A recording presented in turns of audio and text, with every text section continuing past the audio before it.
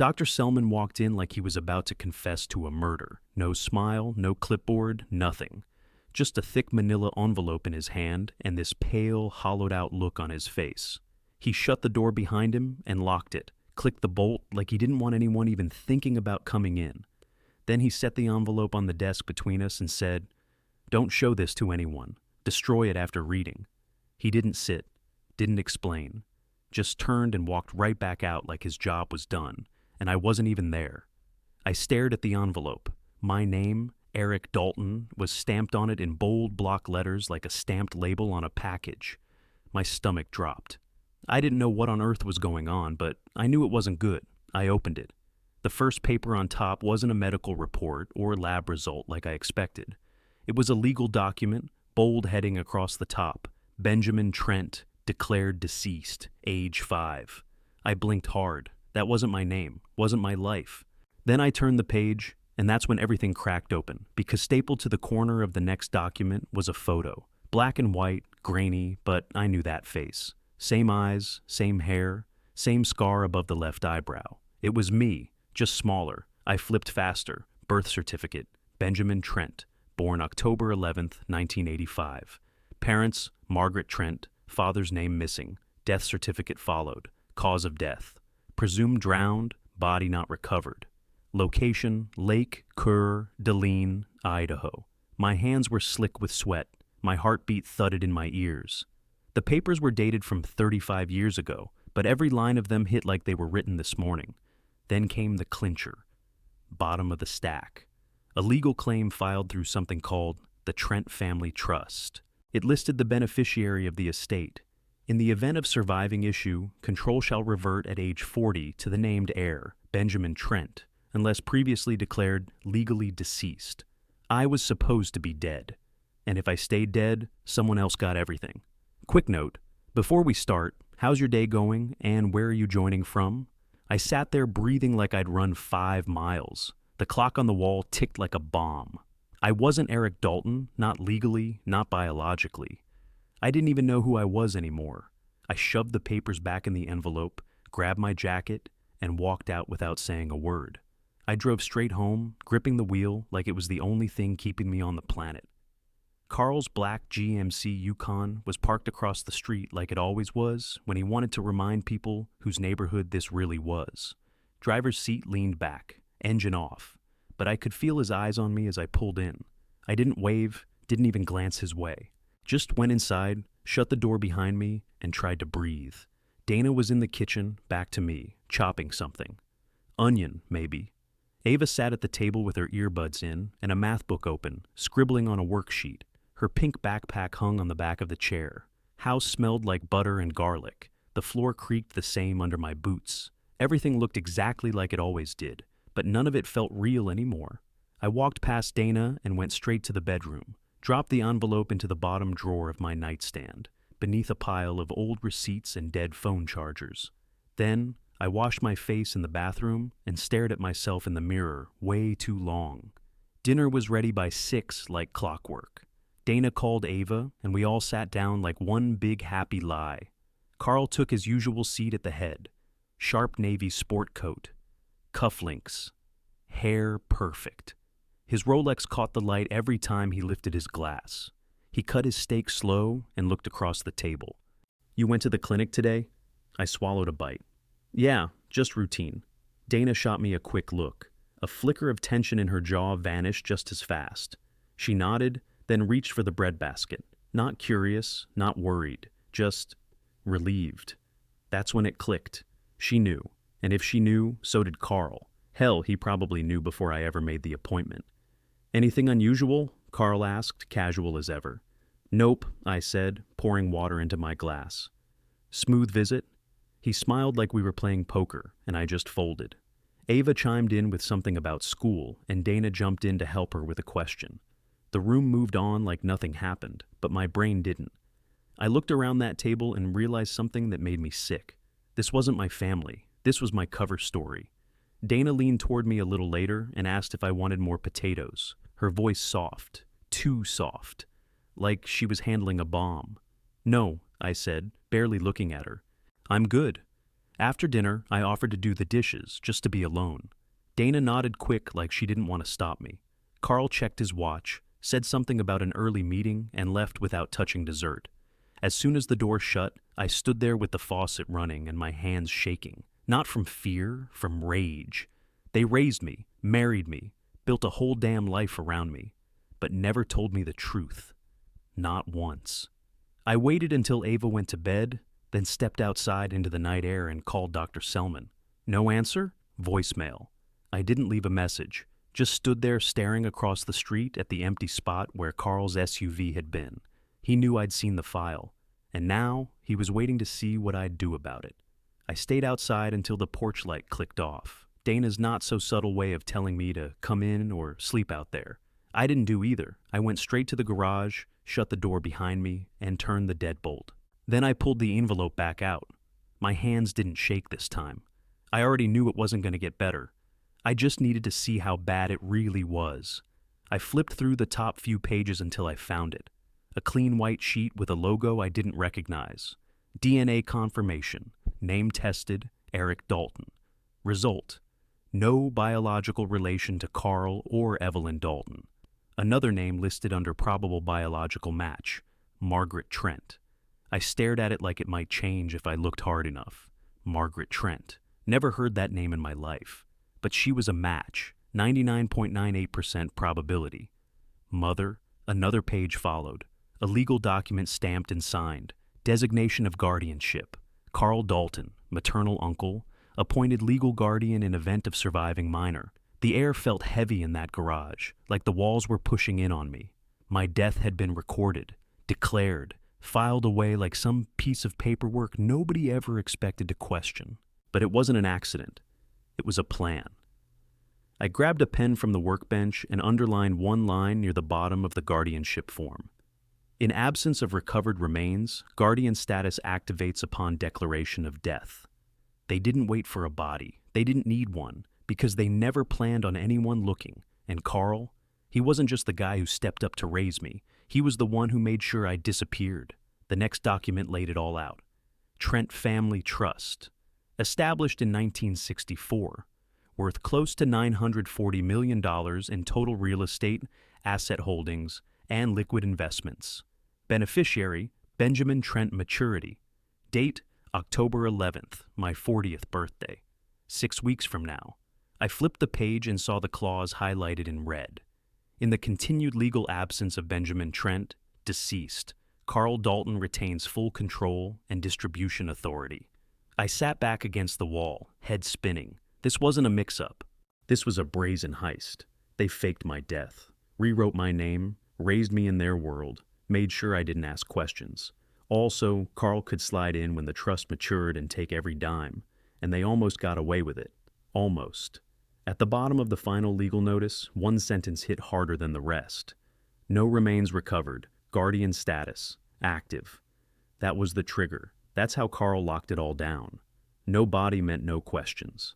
Just one man, controlling everything behind the scenes, while I lived out a life that was never supposed to exist. I stood there staring at the stack of lies, and it hit me. He'd been grooming me my entire life, teaching me to stay quiet, obey, keep my head down, smile for family photos, be the good son, the good husband, the good little ghost of a dead boy no one was supposed to find. But I wasn't dead, and I wasn't playing along anymore. My phone buzzed. Unknown number, no message. I grabbed the envelope, stuffed the papers back inside, and locked it in my toolbox under the false bottom. Then I turned out the lights and slipped back into the house like nothing happened. Carl had 6 weeks left. So did I. I sat on the garage floor for hours, just listening. No tools running, no lights on, just the hum of the water heater and the occasional creak from the hallway inside. Around midnight, I heard footsteps. A soft knock followed, barely more than a tap. "It's me," Dana said through the door. "I just want to talk." I didn't move. She waited, then tried again. "Please, just talk to me." Still nothing from me. I wasn't playing her game. She stayed quiet for a second, then leaned in closer to the door. "Whatever you found, Carl did what he did to protect you." I finally spoke, low and flat. Protect me? Or protect his grip on that trust? There was a pause, long, heavy. When she spoke again, her voice cracked. Your birth family had problems, okay? After your brother died, your mother, she wasn't stable. Carl stepped in because someone had to. You were just a kid. Who signed the paperwork? I asked. Nothing. I got up, walked over to the door, and rested my hand on the knob. But I didn't open it. You knew, I said. The whole time. Who I was. What I was. She let out a breath like she'd been punched. I was 19 when Carl brought you home, she said. You were 6. I didn't know everything at first, I swear. But eventually I did. And by then, it was already done. Yeah, I said. It was done. And you helped keep it that way. No, she said quickly. I helped raise you. I helped love you. I barked out a laugh. You didn't marry me. You managed me. Eric, that's not even my name. She went quiet again. Then she whispered, like someone might be listening from the walls. Carl doesn't let things go. If he knows you've seen the trust paperwork, you're not safe. I leaned closer to the door. Then why are you still here? Because I don't know how to get out. I stared at the crack under the door, her bare feet on the other side, the same ones I used to rub on the couch after work, the same ones that never stepped an inch out of Carl's shadow. You had years to tell me, I said. You chose silence. She didn't argue. She just stood there. Then, finally, her voice dropped to almost nothing. I stayed because I believed he did it for the right reasons. But you were never supposed to find out. I stepped back from the door. She turned to leave. Just before her footsteps faded, she said one last thing over her shoulder. Don't be alone with Carl. Not now. Not ever. I waited until I couldn't hear her anymore, then unlocked the workbench drawer, pulled the envelope back out, and started packing a bag. I moved fast after Dana's warning. Packed light. Just clothes, the envelope, burner phone, cash from my truck console. Everything fit in one duffel. I stashed it in the coat closet by the front door. Plan was simple. Wait until they were asleep, then slip out before dawn. But when I opened the bedroom door at 5 a.m., Carl was already there, standing dead center in the hallway like he'd been waiting all night. Button-down shirt, no tie, sleeves rolled up. He wasn't surprised. He looked prepared. You're not feeling well, Eric, he said calmly. You'll be staying home today. I didn't say a word, just stared back. Dana stepped out of the guest room behind him in a bathrobe, no makeup. Her hair was tied up tight like she hadn't slept either. She caught my eye, then gave a slight shake of her head. Don't fight him, not now. So I nodded. Sure, I'll rest. Carl gave this little approving smile, then walked past me like nothing happened. His hand brushed my shoulder, just long enough to feel like a leash. Back in the bedroom, I sat on the edge of the bed, breathing slow. Dana came in 10 minutes later, alone. She didn't speak at first, just knelt by the nightstand, pulled something from her robe pocket, and slid it into my hand. It was a storage key. Brass. Stamped 112. Her voice was barely a whisper. Red Ridge facility. It's all in there. Everything he tried to erase. I looked at her, jaw tight. Why now? She didn't flinch. Because if you stay here, you're gone. And I'm not letting him do that again. I didn't trust her, but I trusted that she was scared. And fear doesn't lie. I waited 15 minutes, pretended to shower, flushed the toilet, ran the faucet. Then I slipped out the back door with the duffel and didn't look back. The sky was just starting to turn gray. I jumped in my truck and floored it out of the neighborhood. Halfway down Oak Ridge, a black SUV pulled out from the next block and started tailing me. No lights, no plates, just quiet, steady pressure behind me. I turned twice. They turned too. Not doctors, not cops. These were private, paid. I didn't need a manual to figure it out. They weren't there to hurt me. They were going to lock me up, institutionalize me, quietly, legally. Make me disappear into some clinic Carl controlled, just long enough for my birthday to pass. Because if I didn't turn 40 alive and conscious, he kept everything. I gunned it down Route 8, blew through a yellow light, cut across the dirt road behind the feed store. SUV stayed with me for 2 turns, then peeled off like they had rules they couldn't break on public roads. Didn't matter. I kept going until I saw the rusted Red Ridge sign hanging off one hinge. Punched in the gate code from the key tag. It buzzed me through. The whole place looked forgotten. Rows of units, cracked pavement, pine needles everywhere. I parked behind the office, out of sight from the road, and killed the engine. Unit 112 was halfway down the first row, padlock already off. I looked around once, then yanked the door up and stepped inside.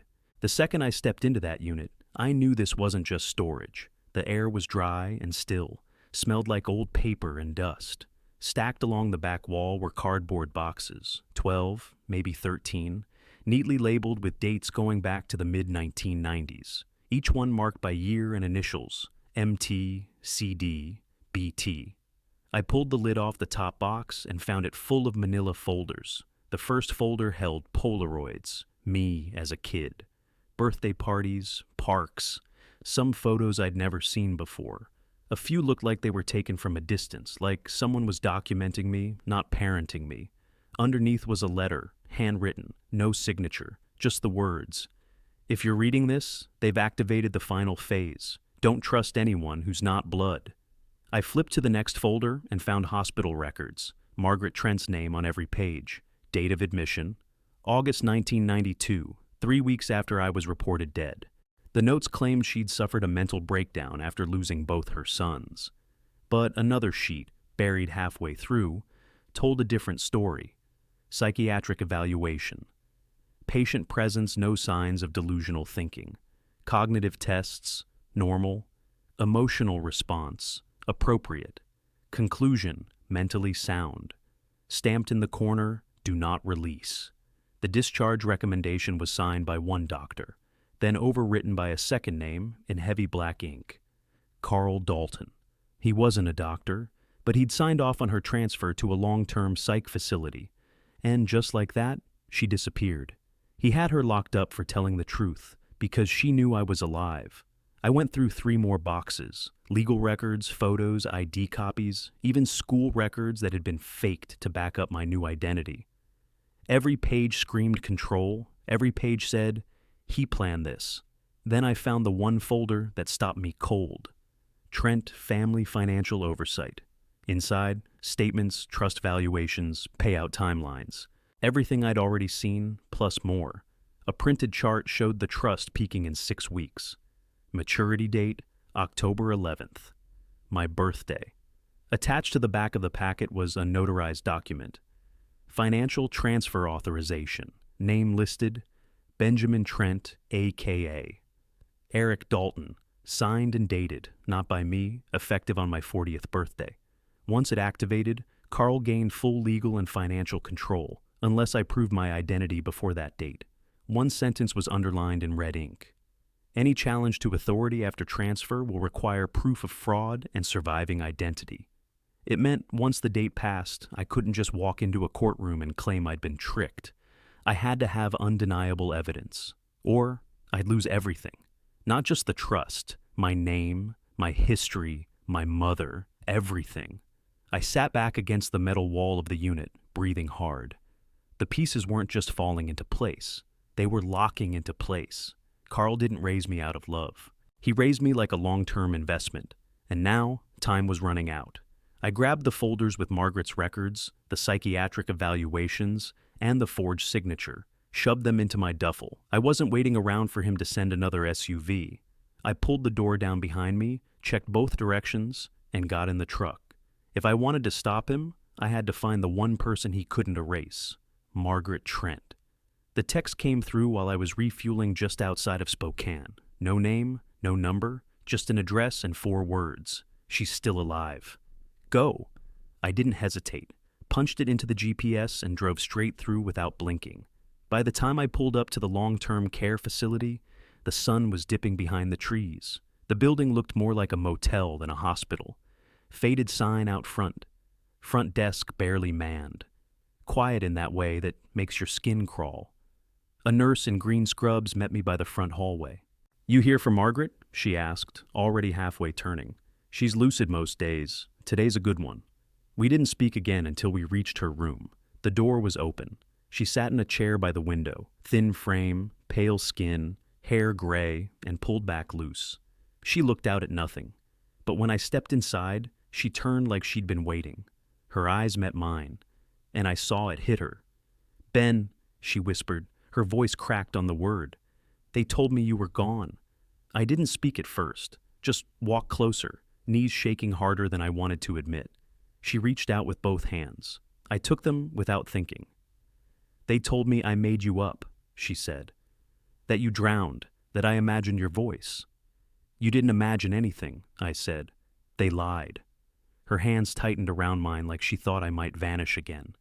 I tried to fight it, she said. They took everything. They said I was sick, said I had to forget. You didn't forget, I said. You kept me alive. You were right. We sat there for a few minutes, no idea what to say. Years we couldn't get back stretching between us. Then the door behind me clicked open. I didn't even have to turn. I felt the air change. Carl, calm, suited, like he was stopping by for coffee. Let's go home, he said. Not to her, to me. I turned around slow, every nerve in my body on fire. Home, I said. You mean the place you built off a lie? He didn't blink. You don't know what you're getting into, he said. No, I said, stepping between him and Margaret. But I know who I am now, and you're not in charge anymore. He took one step forward and then froze. Two men in windbreakers appeared behind him. Carl Dalton, one of them said, flashing a badge. You're under arrest for conspiracy, fraud, unlawful imprisonment, and custodial interference. Carl didn't flinch, didn't resist, just turned his head toward me as they cuffed him. You think this ends with me? He asked. I stared right back at him. No, I said. But it starts with you. They walked him out. He didn't look back. I turned to Margaret. She hadn't moved. She looked at me, tears building behind tired eyes. They finally listened? She asked. Yeah, I said. And now it's your turn to come home. Margaret was officially released 3 days later. I stood outside the gates of the facility when she walked out, slow, quiet, wearing the same damn sweater I'd seen in her intake photo. She looked smaller somehow. But when she saw me, her back straightened. She didn't say anything right away, just stepped into the sunlight like it was the first real thing she'd felt in years. That was the first win of my life I actually felt in my chest. After that, it all blew up. Man found alive after 35 years. Real estate kingpin arrested in $900 million trust fraud. DNA evidence upends Dalton empire. Local news first, then national. Reporters parked outside the apartment building. I couldn't open my email without seeing interviews, podcast requests, inspiring story pitches. I ignored them all. I wasn't interested in being famous. I was interested in being free. I filed the paperwork within the week, petitioned the court to reclaim full legal identity as Benjamin Trent, submitted DNA proof, guardianship fraud, property documentation, and a notarized statement from Margaret. I also filed for full control of the Trent Trust, removal of Carl, suspension of all Dalton family access, and audit of every single withdrawal since 1992. Judge approved it fast, faster than I expected. By the end of the month, everything Carl tried to steal was back where it belonged. The trust, the properties, the name. But the money didn't hit the same way people think it would. It didn't solve everything. It didn't erase 35 years of someone else's life wrapped around mine. Still, it meant I could build something real with it, so I did. I bought back the old Trent cabin near Lake Coeur d'Alene, restored the property, transferred the deed to Margaret's name. Then I set up the Trent Foundation for Recovered Lives to track, support, and legally fight for people whose identities were stolen or buried under someone else's agenda. That part felt right. The rest? Still settling. Dana filed for divorce through her lawyer. We didn't speak, not once, not even a goodbye. Ava wrote me a letter. I read it, cried once, then burned it. That part of my life was gone. I wasn't dragging her into this. But there was one name I kept circling back to.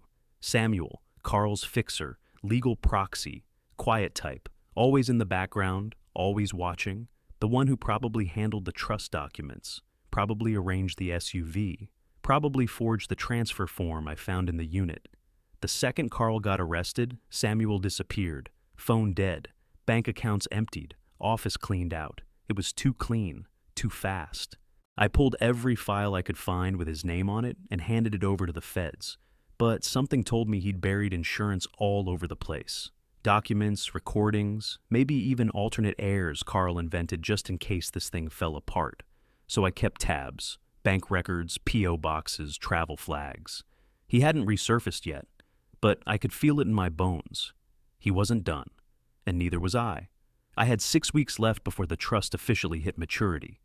Carl was out of the picture, but Samuel, he was the kind of snake that didn't bite until you stepped on him, so I hired my own guy, quiet, ex-military, good at digging. If Samuel was out there, I was going to find him first. And this time, the cleanup would be mine. I sat on the porch of the Trent cabin with Margaret beside me.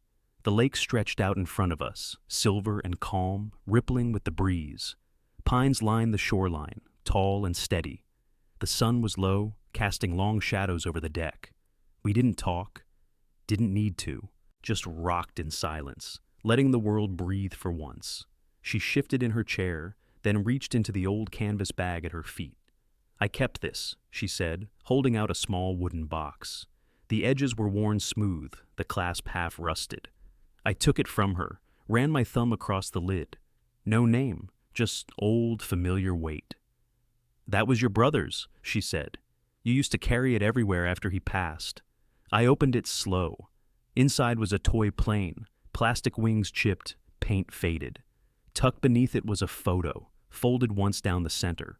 It was me and my brother, standing in front of the lake. I couldn't have been more than 3. He had one arm slung around my shoulders, grinning like he ruled the world. I stared at it until my chest tightened. That feeling, like I finally belonged somewhere, hit me so hard I had to look away for a second. Margaret leaned back in her chair and said, "They tried to erase us, but the truth stayed alive inside you." I nodded, folding the photo and placing it back in the box. And now I know what to do with it. The Trent Trust would live on, but not as some empire Carl could twist and hoard. It'd go to the ones who needed it, the ones who were silenced, hidden, forgotten. Kids like I'd been. I'd already signed the Foundation's expansion into 5 states, legal aid, emergency relocation, DNA access for survivors. Every cent would move toward justice. My life had been built on a lie, but what came next didn't have to be. Margaret turned toward me. "You okay?" I looked at her. For once I was. "I'm not building anything for them anymore," I said. "This time, it's for me." She smiled, quiet and proud. We sat there as the wind picked up and the sun dropped lower behind the trees. For the first time in my life, I didn't feel like I was living someone else's story. I was writing my own, and I was just getting started.